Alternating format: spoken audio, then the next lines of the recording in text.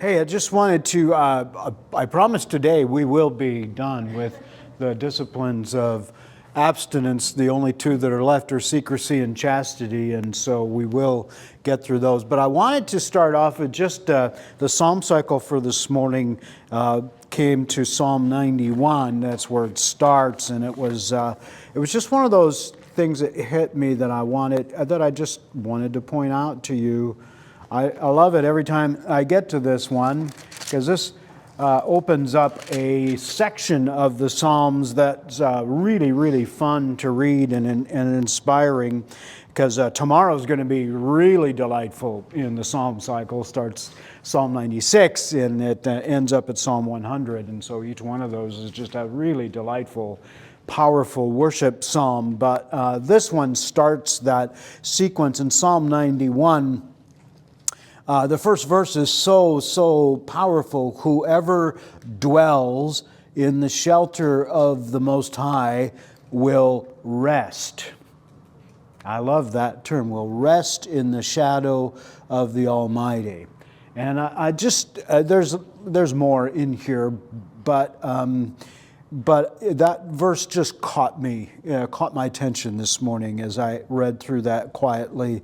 Whoever dwells, and there's a purposeful intent in that. You know, it's not accidental. It's not whoever stumbles upon the shelter of the Most High, you know. Although some people do stumble into, salvation. But most of us, when we're thinking about depth and so forth, we seek it and we go to find it. And so here, whoever dwells, that's a purposeful thing, will rest. That's the benefit you gain. And the rest, of course, brings that sense of care and joy and presence and hope of the Almighty. I will say of the Lord, He is my refuge and my fortress, my God in whom I trust. And I think that last phrase is something that happens in the Psalms over and over again. David, or whoever the psalmist happens to be, always comes back to this idea of trust. And one of the questions that is asked by the Psalms because of that is, in whom do you trust? Who do you trust? And the psalmist declares again and again and again. And what's interesting is that the Psalms reflect a lifetime of seeking God and of knowing God. And so that idea of trusting God shows up all the time in the stages of the psalmist's life and in the other writers of the Psalms. They've been influenced by that and have absorbed that idea as well. And I think that becomes something for us to pay attention to. Whom do we trust, and how is that demonstrated throughout the course of our life and the different seasons of our life? And then how is that manifest in those who look to us for instruction, for understanding, and for shaping, and so forth. In whom do they trust? And I think that that's a question that is important for us to wrestle with all the time, because I know that sometimes there have been in my life those lapses of trust where something challenging has come up and my initial instinct hasn't always been, okay, Lord, how are you going to solve this? I eventually get there, but sometimes I get there later rather than sooner, and I wish it was always sooner, But I find that as I grow longer in Christ, that I'm quicker to that place of okay, how God are you going to do this? Last Sunday, the call to worship I thought was unusual because as soon as they announced it, I said, "That's the worst part of that psalm." Because they were doing the second part of Psalm 95, and I thought, as soon as Becky announced it, I thought, you missed the good part. And then, of course, I realized, well, it's because Dan was preaching on that particular episode in the life of the Israelites, and that's why they read that part of the psalm. but they left off the best part of that psalm. I always relish the first part of that, and then I feel bad about the second part, but I love that first part, Come, let us sing for joy to the Lord. Let us shout aloud to the rock of our salvation. Let us come before Him with thanksgiving and extol Him with music and song. You see how this is getting you ready for the next cycle here, the next 5 chapters after this, ending with Psalm 100, which echoes, a lot of that thought already.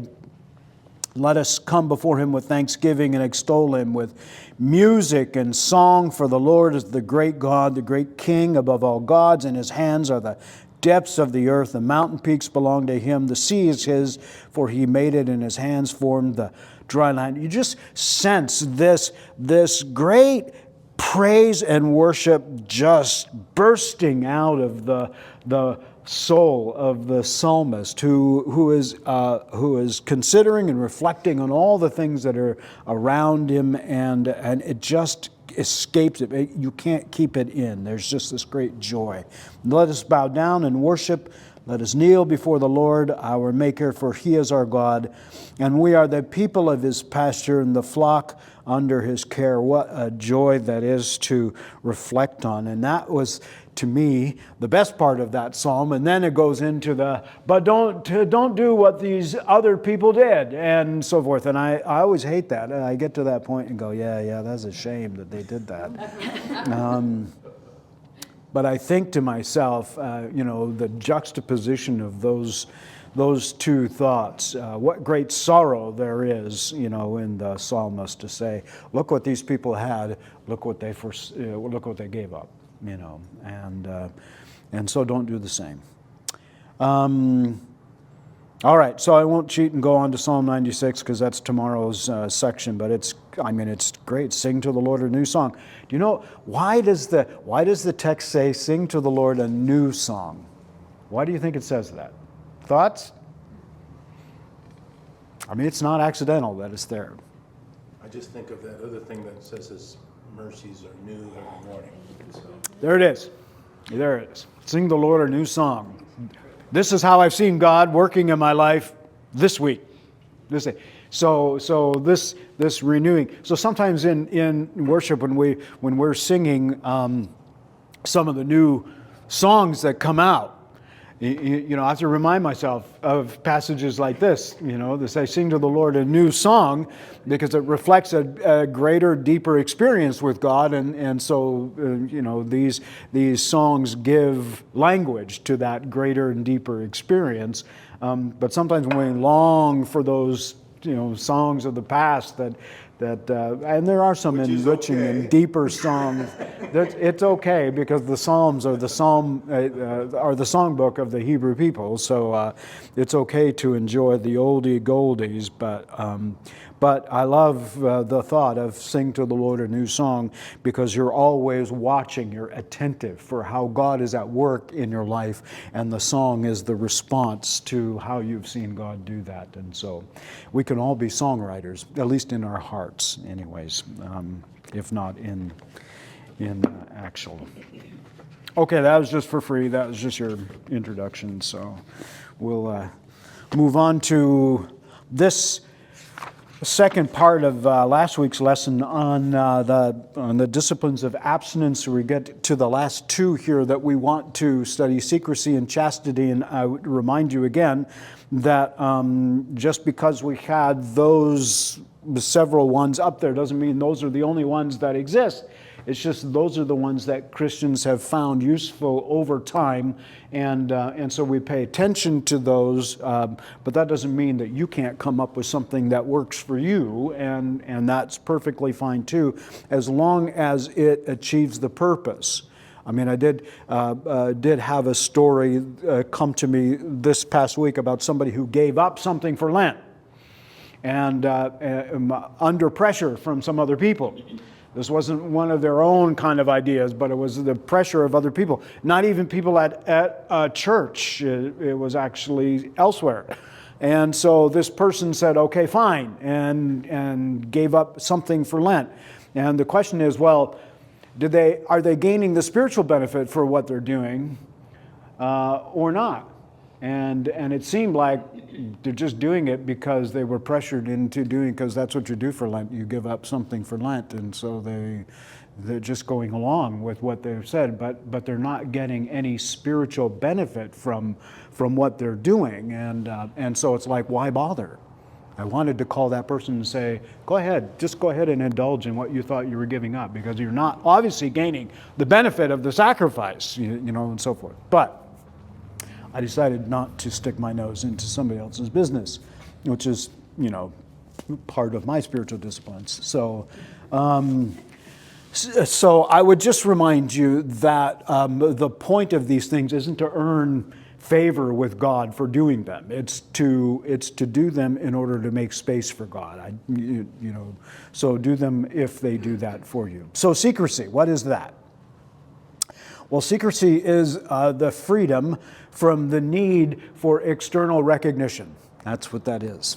It's the freedom from the need for external recognition. How much do we do in our world for the benefit of others to see and appreciate in us, or to recognize in us? And secrecy is this spiritual discipline that allows us to do these things because they're right and good and useful and necessary, and we don't need to be recognized for them at all. We just need to delight in doing them. But in so doing, we abstain from causing our good deeds and qualities to be known, as long as it doesn't involve deceit. I mean, if somebody calls you out on something, then you should do something. Yeah, I mean, be honest about it. But and sometimes there are ways that you can be undermined in that, and so you just have to roll with it. But is that kind of like humility? it's certainly a cousin to humility, for sure. Yeah, humility, I think, is something that can be developed as a result of that. Because if you're, this idea, the other thing is this idea of being comfortable in your own skin, of getting to the place of, you don't need somebody else's approval. Do you ever wonder why Jesus? Remember that one spot in the scriptures where, I can't remember exactly where it is. It was in the Gospels where Jesus said, "I don't need any recognition from humans, from mankind, because I know you." In a sense, and so this is a little bit related to that idea, it's the sense of letting your good deeds and qualities speak for themselves, and of course Jesus teaches about this in the Sermon on the Mount. In that particular section where it talks about, when you give, don't let your right hand know what your left hand is doing. And or when you pray, don't pray out in public on the street corners, which I guess was something that they did back in that time. The Pharisees were the people that wanted to be noticed for their piety or whatever. He said, don't pray long prayers out in the synagogue or the marketplace or whatever, but go where? To a closet. Into your closet, And hide the evidence of your fasting. That's the other place. It says, when you fast, don't throw stuff on you and make it like, oh, look at me, I'm fasting. It says, go ahead, wash your face, go about your day, and because in that Jesus is recommending the idea of living for an audience of one. That's the idea, living for the audience of one. There is only one whom we really want to live for, and whose approval we crave and desire, and so as long as we're in sync with that one, then we're okay. We don't need other people to build us up or whatever. Now that doesn't mean we're dismissive or contemptuous of others. It doesn't mean, well, I don't care what your opinion is. That can be taken the wrong way too, So that's why I say, as long as it doesn't involve deceit, or you have to deny something that's true or obvious, it doesn't mean you don't care what other people think. It's just you don't require it. You don't require it. Not where you get your affirmation. It's not where you get your affirmation, yeah. So you can be grateful and kind in response to people, but you don't have to depend on that. And I think that becomes important in terms of our understanding what God's call on our life is and what God's requirements for our life are, and particularly in some of the things that are not easy for us to do, we just have to rely on God's grace for that moment, and as we succeed in those things, recognize where that comes from, and continue in that way, in that trajectory. And I think it's well, it's just not needing the acclaim or the attention of others. But I do think it's countercultural and a struggle. Even for me, as much as I try to turn my life over to God in many ways, I find myself as a human starting to, when I have to make a choice or different things, I start looking around the room to see what are people going to think. I just want to be saying, I think it's hard. I think it grows and there's progress with God's help, but I ain't there fully. Well, recognizing that is part of the process of being able to get there. And I was just reading this morning. I won't go there. If it was easy, you wouldn't have had to write it down in so many places. Yeah.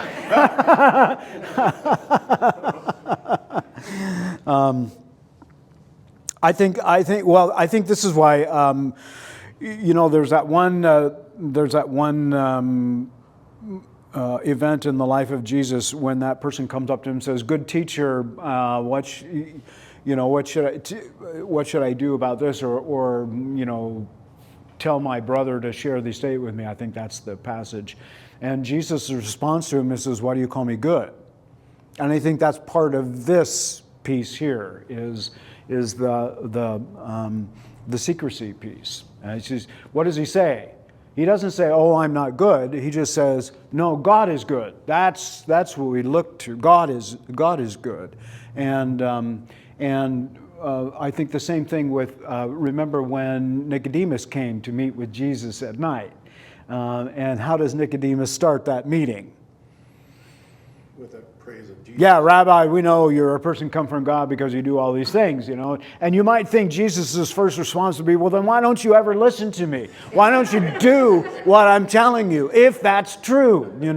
He doesn't do that. But neither does he accept it and go, "Well, you're absolutely right. I'm glad you've seen the light. You must be one of the smarter ones." He doesn't say that. He just ignores it altogether. He just doesn't even respond to it at all. He goes right into what? If you want to see the kingdom of God, you have to be born again. Yeah. And so Nicodemus, I think, is sidetracked for a moment because he's like, "Oh, wait a minute, we didn't do the thing that we all do, because Jesus is supposed to now say something kind and righteous and flattering about me, Oh, well, Nicodemus, you're so wise, and, I'm glad you're here because, somebody can really understand what I'm trying to say."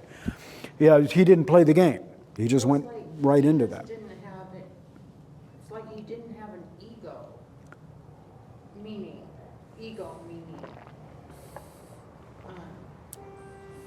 pride. He didn't need to be recognized, nor did he want to be recognized really as the special one. Yeah. It was God who was special. I think that's a good observation. That's exactly right. And it follows with what Paul says in Philippians 2 about the descent, that though he was in the form of God, he didn't consider that to be, or in the being of God, didn't consider that something to be grasped, but made himself nothing, and the descent. I think that's very true. So that's a little bit of what we're getting at here is centering ourselves in what piggybacking on that, we're centering ourselves in the life and witness of God. That's what we're doing with this idea of secrecy, delighting in delighting God. It's only God that we care to delight. Now, when we delight God, I think others will be delighted, as well, because that'll be the overflow of that. But delighting God is the first piece of that. And so it does teach love and humility before God and others. And so in a sense, I don't know if you're familiar with Parker Palmer, and he wrote a book called Let Your Life Speak. And that was in terms of vocation. Let your life tell you what you should do, so the kinds of things that are, in other words, whatever trips your trigger, that's what you should do, kind of a thing. But let your life speak in terms of leading you in vocation. But it can apply this way in the discipline of secrecy. Let your faith speak. Let your faith speak without you having to point that out. Let your faith speak in terms of outcomes. Let God decide how to display your light. Jesus says what? Let your light so shine that men may see your good works and what? Glorify God. Glorify God. Yeah. But that means you're going to let some things be seen. Well, you let them be seen, but you don't point them out. You don't become your own publicity machine.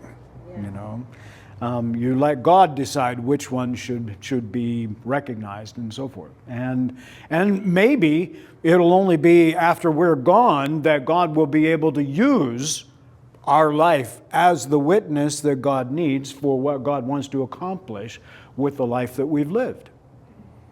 And so we should not feel sorry for or ashamed about our lack of recognition or accomplishment in our own estimation, because we have no idea what God is doing with the life that we're living. Because there are lots of people who we look to now for inspiration who probably lived lives of desperation, at least in their moment. And had we judged them by that moment of desperation, we would not have learned the inspiration that we receive from them. And the same thing is true for us. So we must always live in the present of God's power and purpose, so that God can do what God wants to do with the life that we're living. And I think that's that doesn't require recognition from others. It doesn't require others to say, "Wow, you've really made it." Even Paul disclaimed this, right? What's the famous passage from Paul who disclaims this? Not that I've already attained this, but I what? I press on. Now, if Paul can make that kind of a statement, not that I've already attained this, I mean, really, honestly, that's this thing here. And even when he gets into some of that passage in 2 Corinthians where he goes, well, you want experience, you want some acclaim, you want some, so I'll boast. But not because I want to, but because you made me, because of what you're being drawn away with. Let me tell you what's happened in my life, blah, blah, blah, blah, blah, And he goes through all that kind of stuff. But that's not what he lives for. Remember, he says, all these things I could have counted on, I just count them as rubbish, and so forth. And so Paul is practicing this whole thing in what we understand from his writing. He's living in this way. Jesus certainly lived this way, and I think we can probably recognize in people that we have known in our own past who exemplified this. And so we don't need to have this kind of acclaim from others. We just delight in delighting God. And so we come back to that Merton prayer, even though I desire to do your will, I'm not sure that what I'm thinking is your will is actually your will, but I think that I desire to do that pleases you. So help me to continue in that vein. So that's a very humble approach to this whole thing, to say, I want to live this way. Let God recognize who you are and delight in God. All right, secrecy. That can become a way of life, a rule of life. But it can certainly be a discipline that one applies to in the good deeds that one does, and where we don't require recognition for those things. We just do them because they're right to do, and they're useful. Okay, chastity. That's really hard for me. Chastity? No, not that. I said, well, then you're in the right place, because we're going to talk about that in just a second. No, the secrecy, go ahead. That's hard for you because? I think we all have a secret desire to be recognized.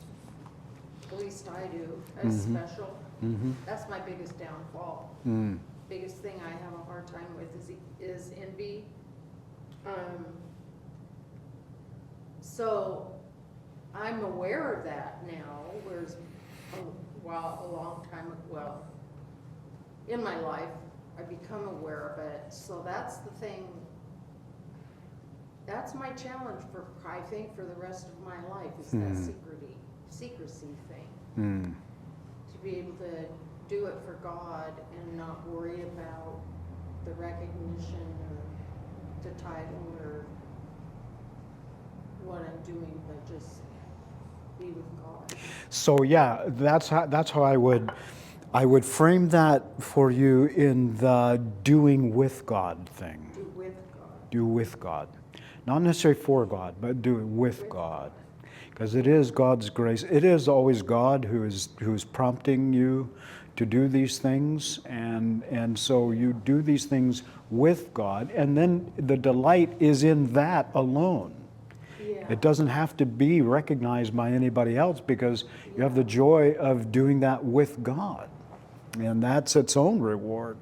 See, I think, remember some of this, what we talked about at the very beginning, the being in the presence of God is its own reward. It's not like we get something more because we're in the presence of God. No, being in the presence of God is the reward. That's the joy.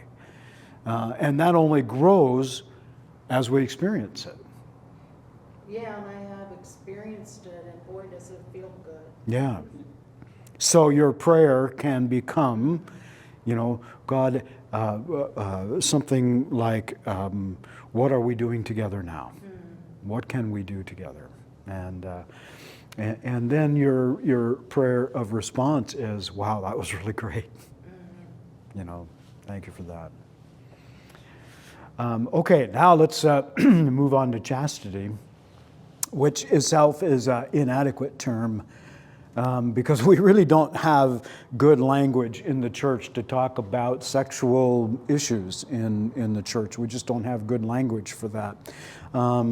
Partly because we're embarrassed by the topic, partly because we just don't know how to be honest about that in our conversation with one another. So chastity is a bit of an inadequate term, but it's the best one. It speaks to the result of the discipline rather than the action of the discipline itself. We just don't have good language to talk about the discipline action itself. But let's think through this idea of what it means. In chastity, the definition here is that we purposefully turn away from dwelling upon or engaging in the sexual dimension of our relationships to others, even our spouses. And one might say, well, wait a minute. But you should have said only your spouses. Because really that's the only one you have. But it's talking about how we turn away from engaging in the sexual dimension of our relationship to others, and that's always at play in the life that we live. We're always dealing with that because sexuality is a powerful and subtle force in human nature. It is there. We are created this way. And a lot of damage comes from its misuse, which is actually often abuse. And so we recognize that it's powerful and can cause great harm. But in this discipline, we're learning to abstain from sex and from indulging in sexual feelings and thoughts, thus learning how to not be governed by them. Now, it doesn't mean you can't have them, but in their proper expression and in ways that fulfill that purpose, but not to be overwhelmed or to be consumed by them. And there is in our society a saturation of sexual overtones in just about everything we do, isn't there? Advertising, in entertainment, even in office dynamics. Why do we have so many workshops these days on how to avoid sexual harassment in the workplace? Is because we're finally recognizing the prevalence of that dynamic that is finally being addressed in ways that can curb that, or at least make this workplace to be safe. But it only deals with behavior. It doesn't deal with your thought life. And so you're only restricting, the behavior of these things, but you have to get to the thought component of that and recognize that it is the thought that leads your response. And so I think this is where, again, Jesus in the Sermon on the Mount gets to the thought piece of that. Whoever looks lustfully at at a woman has already committed adultery. And when teaching on that before, the idea of what that means is it's the thought of the thought. It's not the initial, it's not like, because somebody that was responding to that said, well, then you could just never go to the beach, right? As a male, you could just never go to the beach because there's just women all around you dressed in bikinis all the time. It's not the look. It's then the desire to engage further into that. That's the problem. It's the thought to engage, the desire for the desire. So it's the second look. That's the problem. Not the first, but the second look.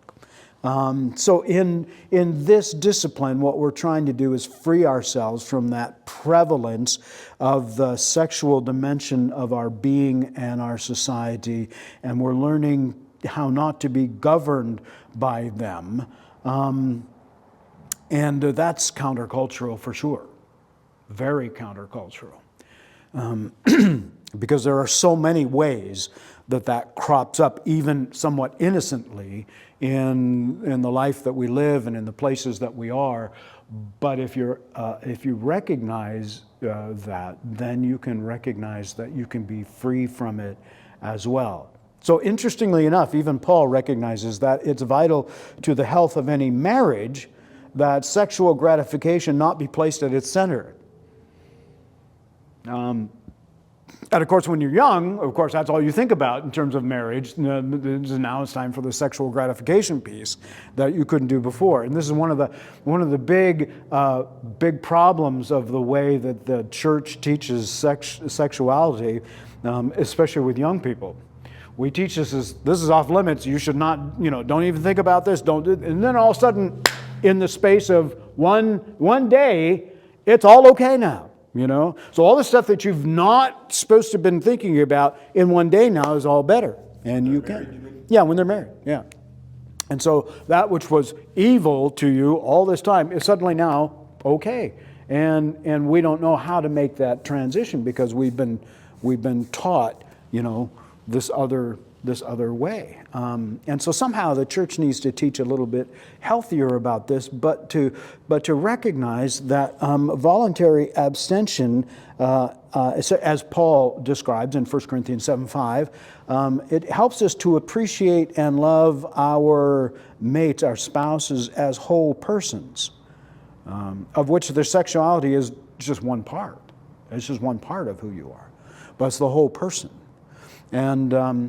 And it's kind of like one understands that the sexual aspect of your marriage is only one, and it's actually a very small part of your relationship. The bigger part, of course, is the union of the life that you share and of the other qualities of who you are. But so much in our society is driven by sexual expression, and that is a need.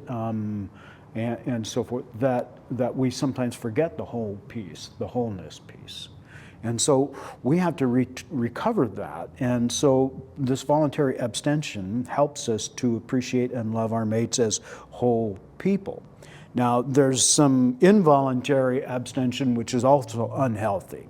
So if it's being used as a weapon, then that's not a healthy way of expressing, appreciation or right. It's using the power dynamics of sex to achieve different goals, and of course that's not the purpose of sexual expression at all. But this helps us, this discipline helps us to be close to people without sexual entanglements. And that's really important in our culture. It's so that when we can have relationships that are free from the potential damage that is caused by letting sexual thought or feelings invade and overwhelm and overpower our relationships. So that there can be honesty in our exchange and appreciation and true love, when we understand love to be what? The seeking the best for the other person. That's love. And so you can truly love other people, even other people of a different sex or gender, because when you seek their best, then you're loving them. And using them to gratify your own sexual need is not seeking their best.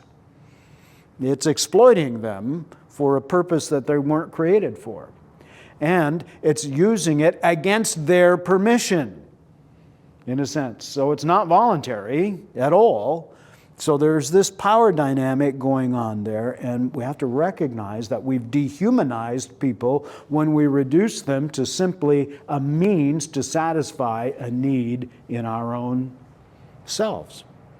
And of course, pornography is the deep depersonalization of people, because it reduces them to body parts, just body parts, not even people. And that is like the end of that tragedy. So this helps us to be close to people without sexual entanglements, and it trains the proper disposal of sexual acts, feelings, thoughts, and attitudes within our life as a whole, inside of marriage and outside of marriage.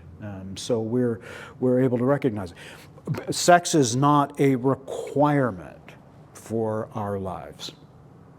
It's a gift, right? It's a gift. It's not a need in the same way that food is a need. You can live without sex. Many people don't want to. And there's no requirement that says you have to, unless you take, vows that lead to abstention. But one doesn't have to do that. Many people live very fulfilling lives without it. Many people live singly their entire lives, and they're no less human or productive or admirable because they didn't engage in that. I mean, John Stott was a lifelong bachelor. And he's one of these revered evangelical thinkers. And though I don't agree with everything John Stott wrote, as a person, he was amazing. He was amazing. But he didn't require, a relationship with another person. And, I don't know John Stott at all. I didn't know John Stott at all, and I don't know a lot about him. But, so I don't know what he may have desired or not. I'm just saying it's not a necessary part of our lives.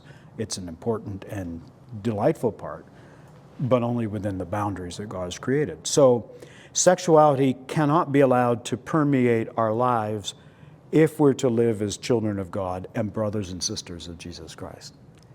So in the church is particularly important, and this is why Paul and the other writers in the New Testament always use that familial language I get it. They use that familial language in order to help create that sense how we relate to one another is a blood family, and so we care for one another in those ways. So Bonhoeffer, who wrestled with this whole idea too, once wrote that the essence of chastity is not the suppression of lust, but the total orientation of one's life towards a goal. And I think that that's a good way to wrap that up. It's when you want to restrict something in your life, you have to replace it with something that supersedes that restriction. And then focus not on what you're missing, but on what you're gaining. And so I think that that's what Bonhoeffer is saying. That if we think of abstention or chastity as I'm only depriving myself of sex, then what you're still thinking about is sex. But if you're in this discipline thinking about the wholeness piece and that, then the sex becomes a neutral part of that equation, and it finds its appropriate outlet, but it isn't the goal of what we're thinking about all the time. Does that make sense? So don't think about what you don't want. Think about what you do. And that then becomes easier in that process. Okay, I think that's a good place to stop.